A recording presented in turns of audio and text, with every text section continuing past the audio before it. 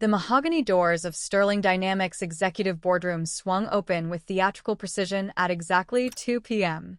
Isabel Chen walked in wearing her signature midnight blue Armani suit, her heels clicking against Italian marble with the steady rhythm of a metronome.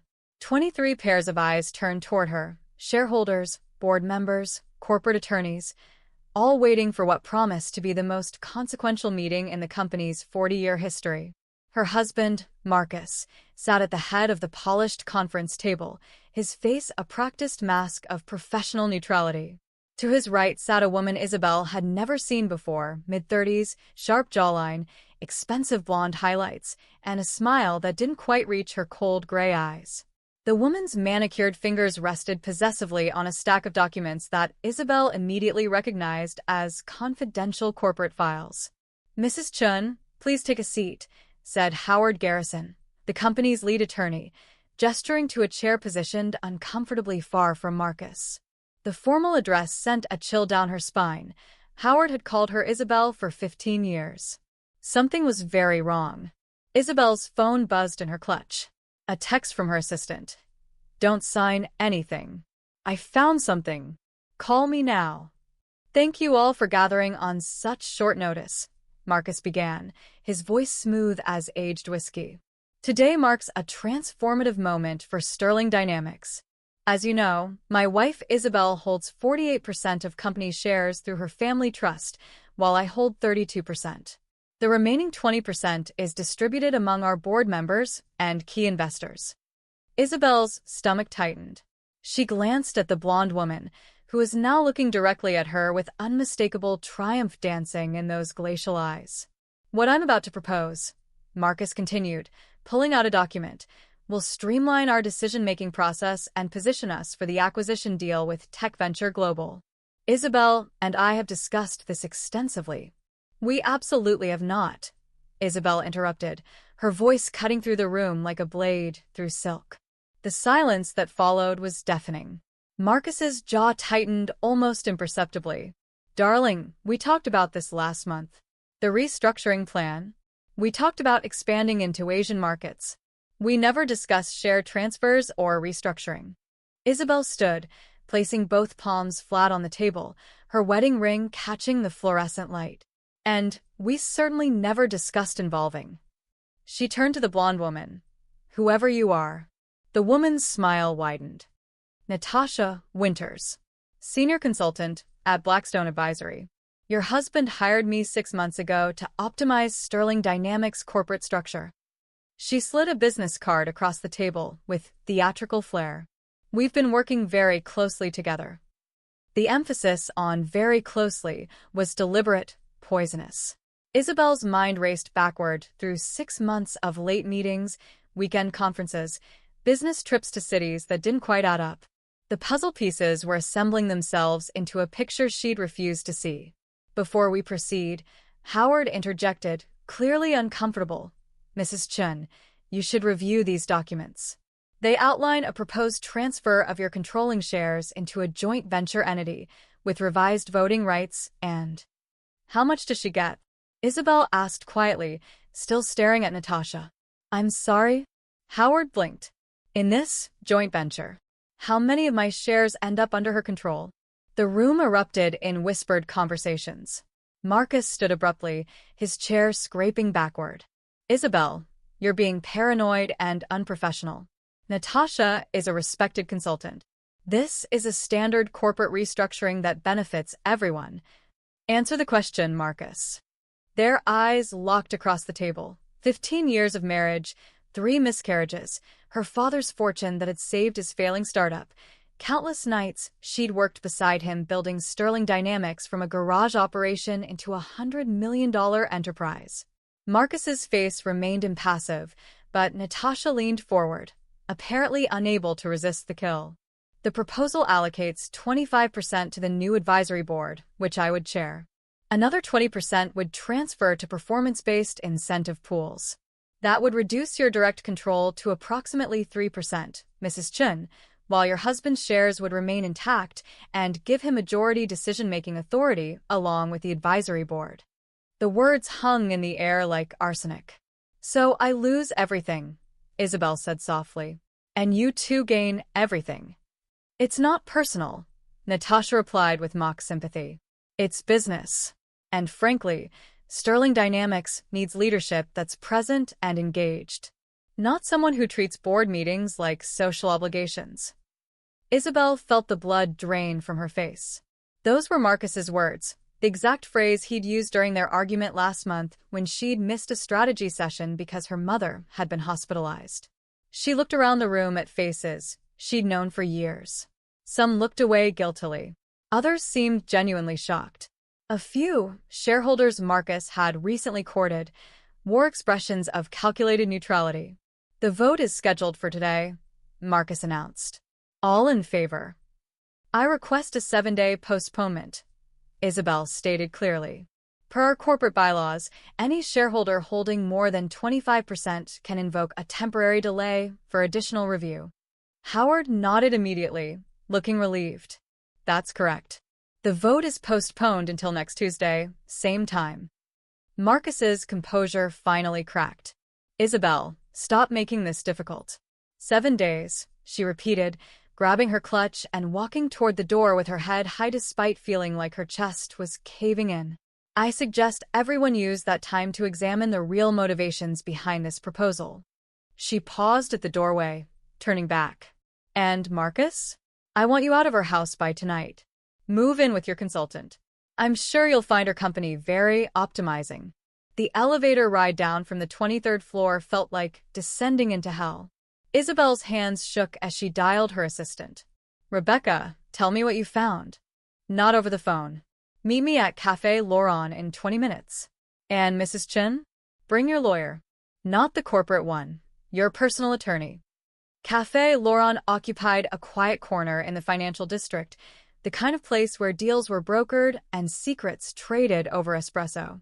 Rebecca Okafor was already seated in a corner booth, her laptop open, surrounded by printouts and folders. I've been with you 8 years, Rebecca began without preamble when Isabel slid into the booth. I've watched you build this company. So when Marcus asked me to compile reports on inefficient resource allocation in the executive structure last month, I got suspicious.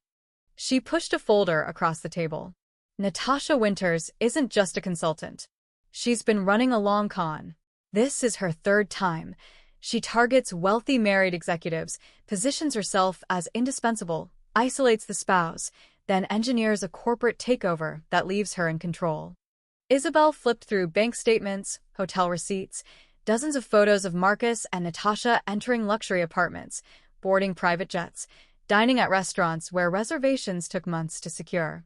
Her last victim was Douglas Whitmore in Chicago, Rebecca continued. Real estate magnate, married 22 years.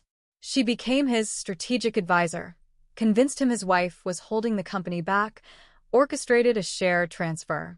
6 months later, she'd liquidated everything and disappeared with $40 million. Douglas's wife died of a heart attack during the divorce proceedings. Isabel's vision blurred. How long? Based on the timestamps? They've been involved for at least 8 months. But the planning goes back further. Marcus met her at that conference in Singapore, the one where you couldn't go because of your mother's surgery. 14 months ago. That's when everything had started changing. The distance, the criticisms, the way he'd suddenly become obsessed with restructuring. There's more. Rebecca pulled up an email chain on her laptop. Marcus has been systematically undermining you with the board. Missed meeting reports exaggerated by 300%. False claims about rejected acquisition opportunities. Planted rumors about your mental health. He told 3 board members you were on anxiety medication and struggling with decision-making. The betrayal cut deeper than any physical wound could. This wasn't impulsive infidelity. This was calculated destruction. He's been planning to take everything from you, Rebecca said quietly. The company, the assets, even your reputation. That performance in the boardroom? That was supposed to be your public humiliation before signing everything away. Isabel closed the folder, her mind shifting from grief to something colder, sharper. Who else knows about this? Just us. And whoever you're about to call.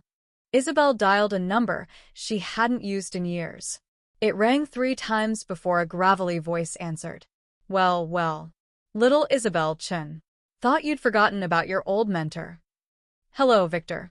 I need your help. Victor Reeves had been her father's closest friend and fiercest business rival, a corporate raider who'd made his fortune dismantling and rebuilding companies. He taught Isabel everything about business warfare before she'd chosen the gentler path of building rather than destroying. I heard you married that Marcus fellow, Victor said. Never liked him. Too smooth. Men that polished are usually hiding rust underneath. What did he do? Isabel summarized the situation in 3 minutes. Victor listened, without interrupting. Natasha Winters, he finally said.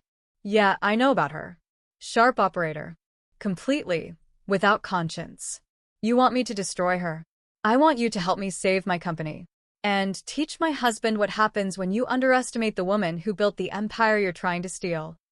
Victor's laugh was like grinding gravel. Now that's the Isabel I remember. Come to my office tomorrow morning, 6 a.m. Bring all the documentation. And, sweetheart, don't hold back. War isn't won by being nice. It's won by being smarter and more ruthless than your enemy. That night, Isabel returned to the penthouse she'd shared with Marcus for 12 years. His belongings were still there. He'd ignored her demand to leave. She walked through rooms filled with memories that now felt contaminated. The kitchen where they'd cooked together during the early years, the balcony where he'd proposed, the office where they'd strategized late into countless nights. Her phone rang. Marcus. Isabel, we need to talk. I have nothing to say to you. You're making a mistake. This restructuring is necessary. Stop lying.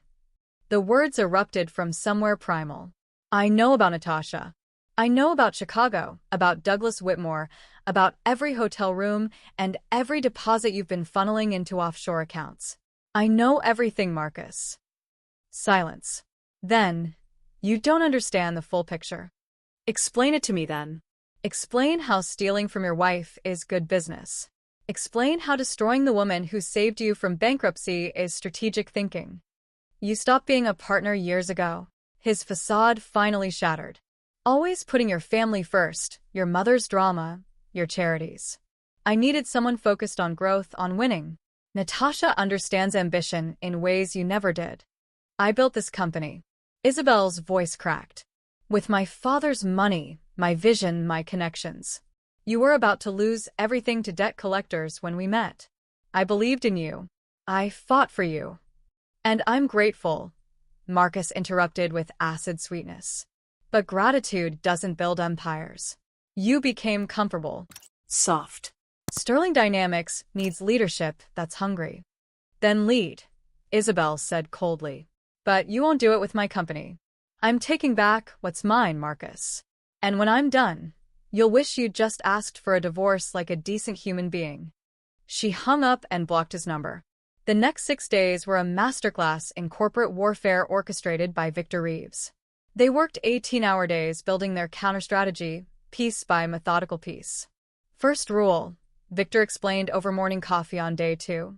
Never let them see you coming. Marcus thinks he's already won. His overconfidence is our advantage.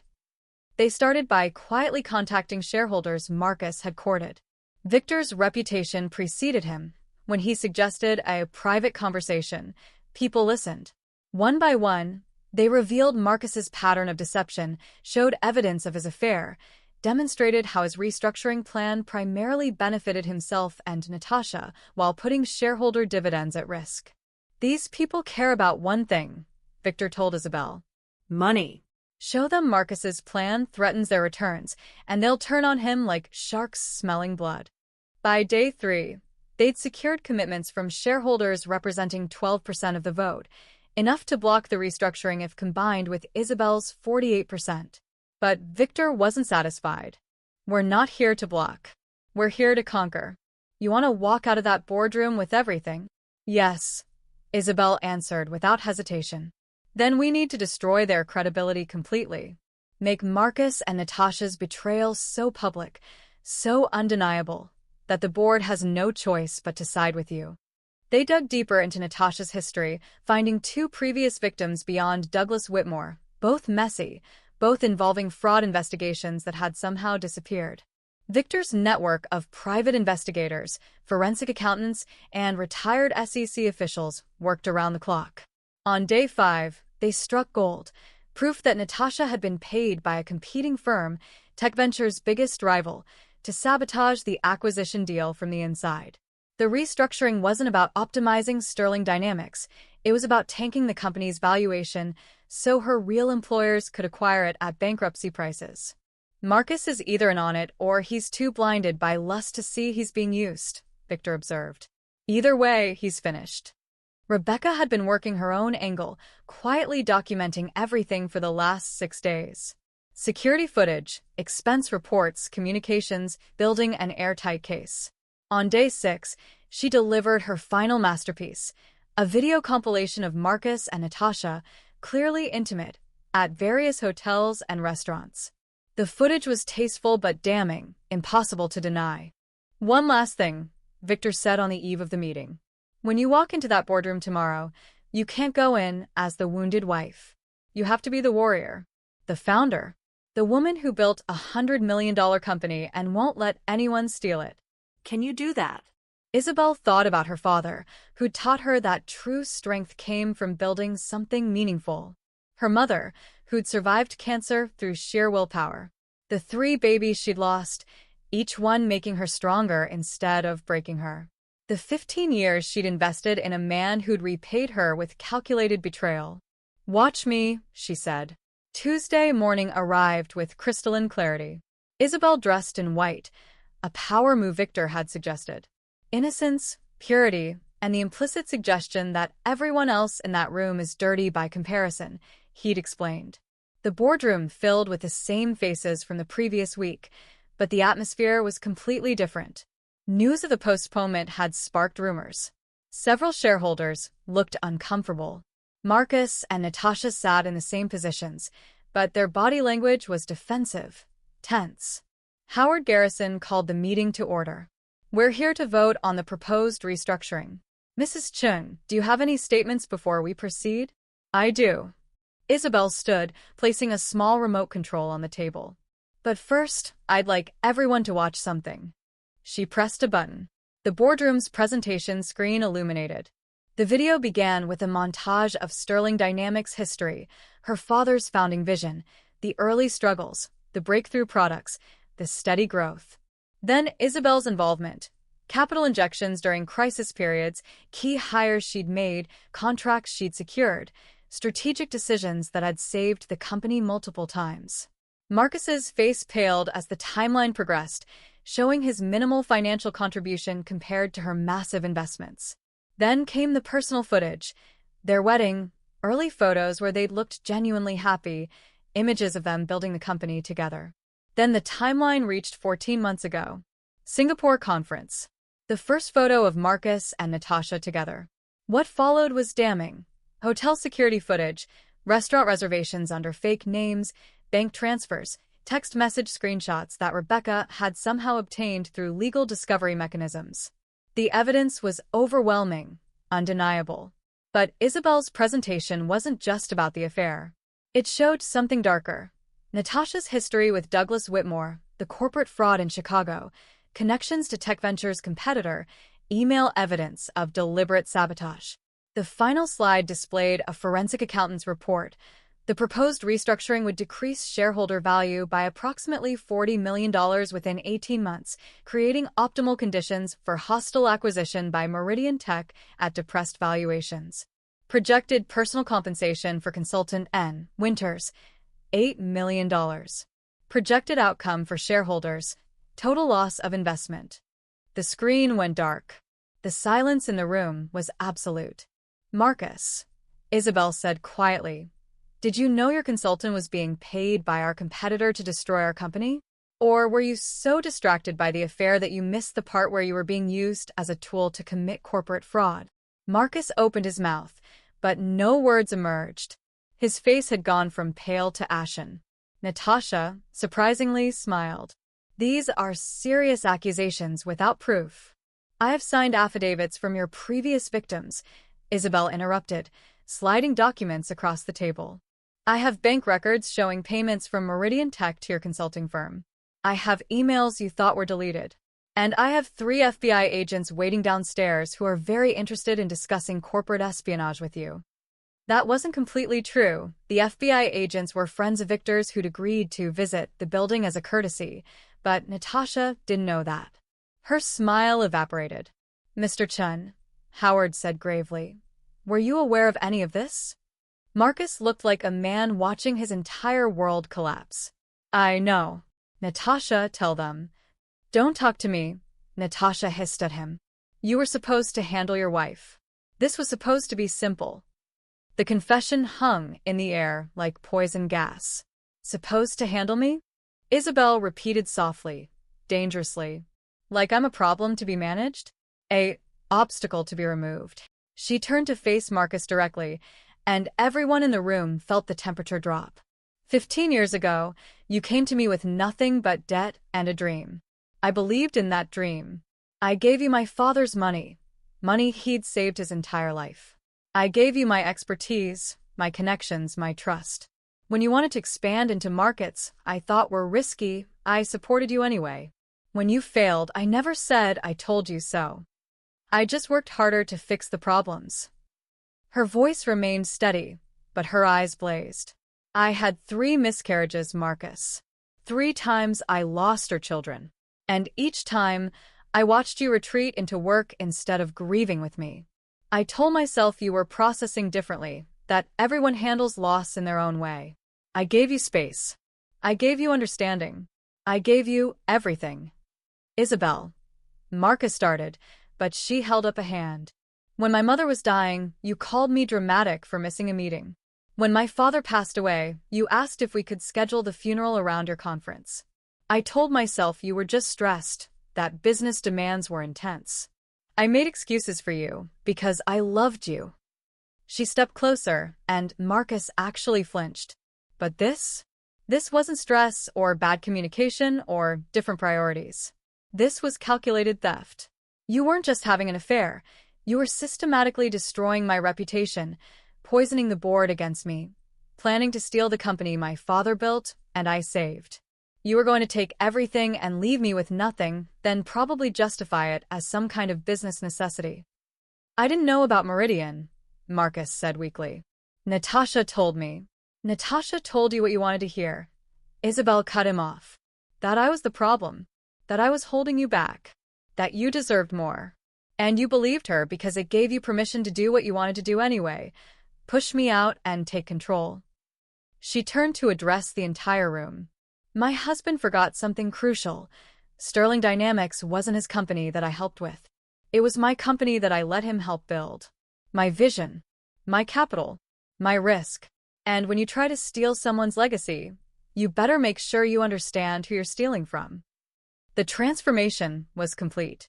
The wounded wife had become the warrior CEO. Here's what's going to happen, Isabel continued. First, the restructuring proposal is dead. Anyone who votes in favor will be removed from the board for breach of fiduciary duty. I have the votes and the legal grounds. Second, Marcus Chin will resign immediately as co-CEO and will sell his 32% of shares back to the company at current market value.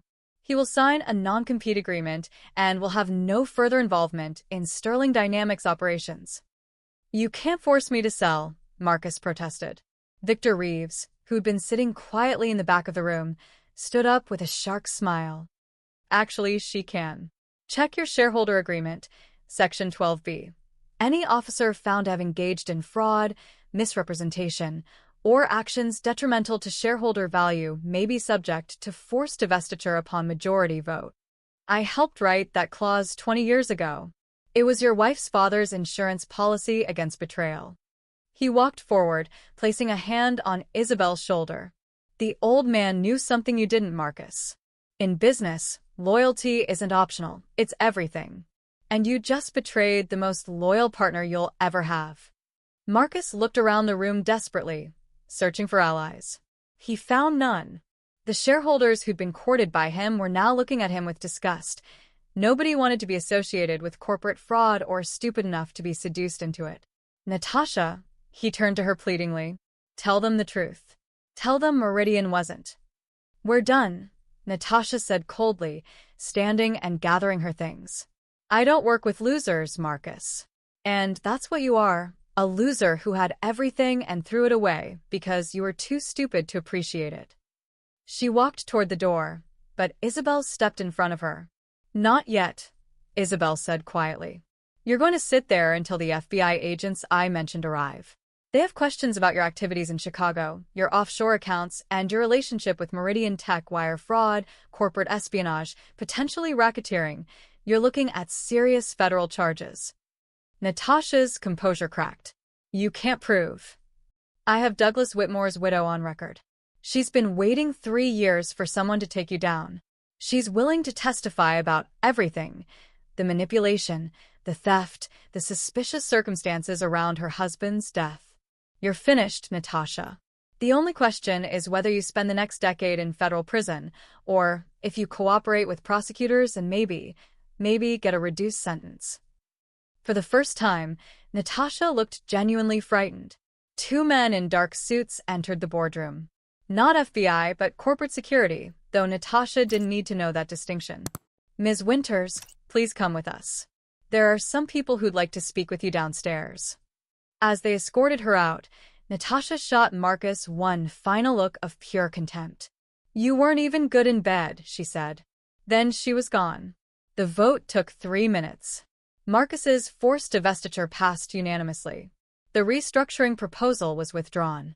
An emergency measure granting Isabel's sole CEO authority passed with 22 yes votes and 1 abstention. Marcus, who'd already been stripped of his voting rights. This meeting is adjourned, Howard announced, looking shell-shocked by everything that had transpired. Mrs. Chen, the board would like to schedule a follow-up session to discuss strategic direction and… Tomorrow, 10 a.m., Isabel said crisply. We have an acquisition to finalize with Tech Venture Global, and we're going to do it properly. Rebecca, please coordinate with everyone's assistance. The room cleared quickly, shareholders eager to escape the toxic atmosphere. Soon only Isabel, Victor, and Marcus remained. Marcus sat slumped in his chair, a broken man. I loved you, he said quietly. I really did. I wanted to be more than the guy who married into success. I wanted people to respect me for what I built, not for who I married. Isabel felt a wave of sadness wash over her anger. Then you should have built something, Marcus. Instead, you try to steal what I built and pretended it was yours. That's not ambition. That's insecurity. And it cost you everything. What happens now? He asked. You sign the divestiture papers. You take your money and you leave. Start over somewhere else. Build something real this time. And Marcus? She paused at the door. Find a therapist. Deal with whatever made you think betraying someone who loved you was an acceptable path to self-respect. Because the next woman won't be as forgiving as I was. Victor patted her shoulder as they left. Your father would be proud. You fought like a tiger, but didn't lose your humanity. That's rare. I learned from the best, Isabel replied. Both of you, Dad taught me to build. You taught me to fight. Turns out I needed both lessons. 3 months later, the Tech Venture Global acquisition closed successfully. Sterling Dynamics' valuation doubled. Isabel promoted Rebecca to Chief Operating Officer and hired a new executive team that shared her values: innovation, integrity, loyalty. Marcus's shares had been redistributed to a company foundation supporting entrepreneurship programs for women and families who'd lost primary breadwinners. It felt like appropriate justice. Natasha Winters was arrested by actual FBI agents 2 weeks after the boardroom confrontation. Forensic accountants had traced her fraud network across 7 companies and 4 states. She faced 43 federal charges. Douglas Whitmore's widow sent Isabel a handwritten thank you note that ended with, "You gave me something I thought I'd never have, justice." The divorce was finalized quickly. Marcus had no leverage and minimal assets after the forced divestiture. He moved to Seattle and, according to mutual acquaintances, was working as a consultant for a mid-sized tech firm. Isabel hoped he was building something honest this time. She kept the penthouse but redecorated completely: new furniture, new art, new energy. The space finally felt like hers.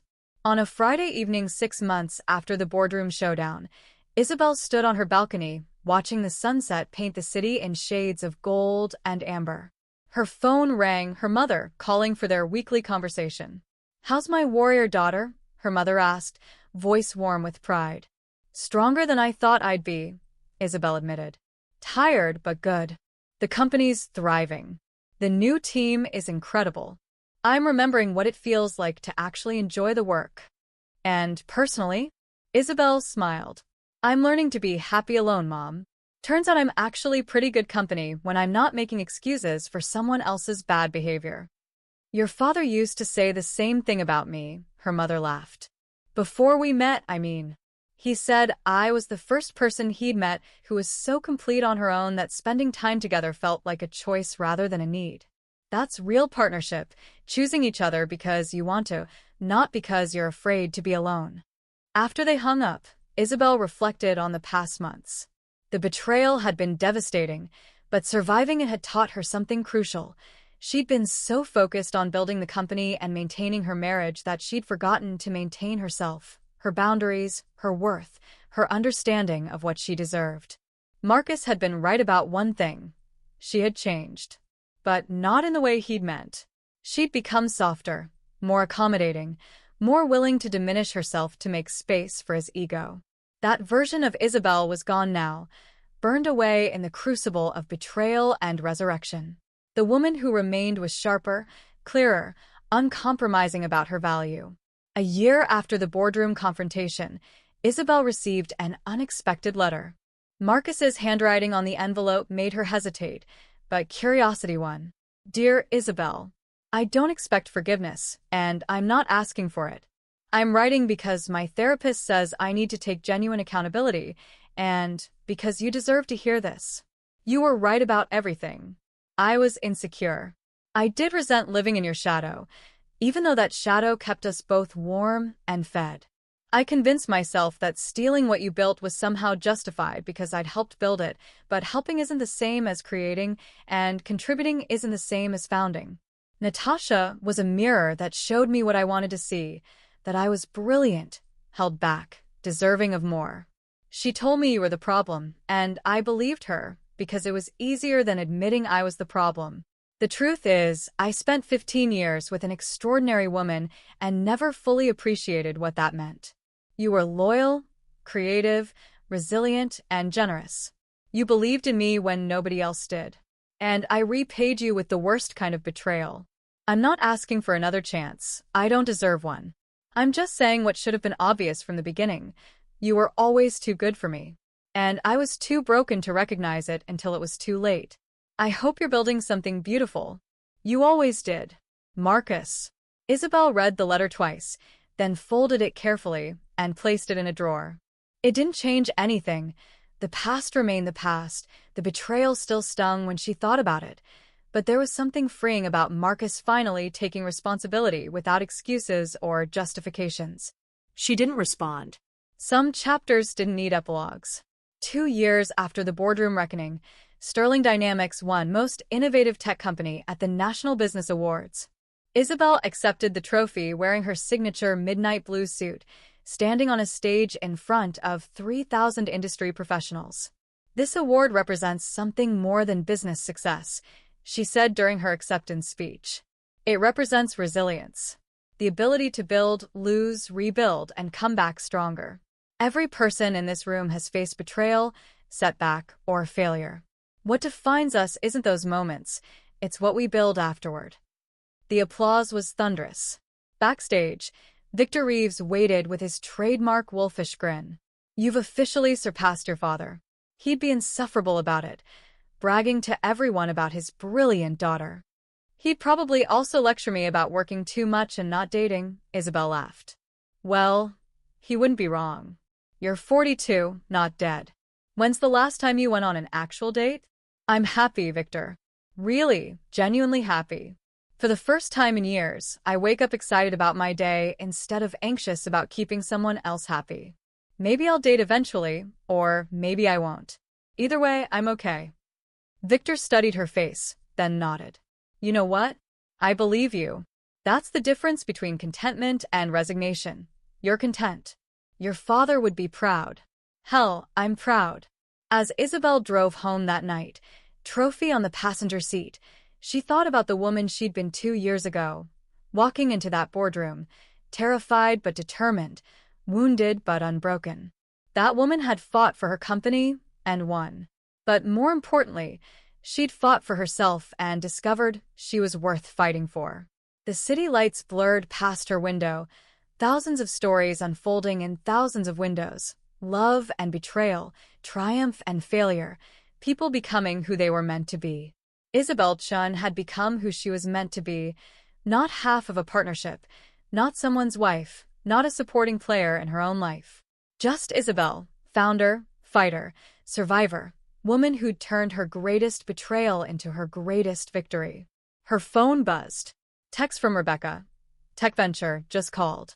They want to discuss a joint venture on the new AI platform. This could be huge. Dinner meeting tomorrow? Isabel smiled. Absolutely. Let's build something incredible. Because that's what she did. She built. And nobody, not betrayal, not heartbreak, not even the man she'd loved for 15 years, could take that away from her. The warrior had reclaimed her kingdom, and she was just getting started. And that wraps up today's story. Now we want to hear from you. Where are you watching from? Drop your city or country in the comments, and let's see how far these stories reach. If this story moved you or gave you chills, give it a like, share, and subscribe for more powerful stories. One last thing, rate the story from 1 to 10 in the comments. Your feedback helps us bring you even better ones next time. Thanks for watching. We appreciate you being part of this storytelling journey.